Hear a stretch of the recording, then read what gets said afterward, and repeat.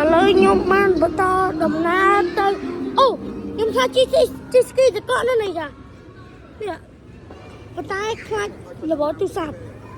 ខ្ញុំថាជិះស្គីទៅកក់តែមិនរុំឥឡូវឪពុកមិញណាដែលអត់ចាញ់តិចអាចមកសាក់ខ្លួនឯងនៅនេះបានគឺខ្ញុំអត់ដែរខ្លាចតិចប៉ុន្តែគឺល្ងាខ្លាំងមែនតើដើរមកចូលមករបងគឺអត់អីទេប៉ុន្តែយូរទៅគឺញ័រយកតែម្ដងបាទរុំអូកន្លែងនោះវិញគឺកន្លែងគេចំត្រីបាទត្រីតកបាទកន្លែងហ្នឹងណាគឺគេចំត្រីអាកន្លែងនេះវិញខ្ញុំមិនដឹងគេធ្វើស្អីគេទេ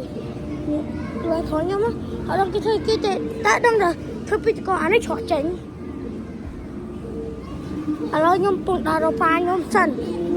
កន្លែងនេះវិញពលាងនេះអត់ដឹងកាត់អីពលាងនេះអត់ជើងបាទហើយពលាងនេះអត់មានផ្នែកអត់មានអីទៀតបាទអត់មានផ្នែកអត់មានមាត់នេះរួមទៅអត់ជើងអត់ដៃអត់មានផ្នែកអត់មានមាត់ក្អើសំរំនឹងគេដែរបាយ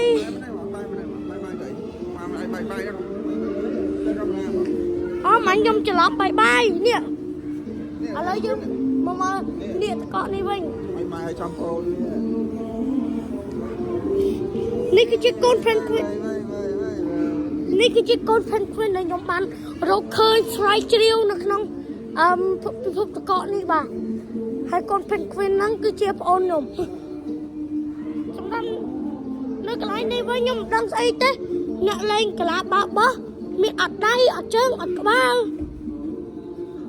គ្រប់សពហ្មងណាដូចនេះអីណាជើងពាក់កណ្ដាលប្រុសនេះខ្ញុំវល់ហ្មងណាអត់ម៉េចឥឡូវខ្ញុំគិតថាចង់ទៅជិះស្គីតកអំពុំវិញមិនដែរ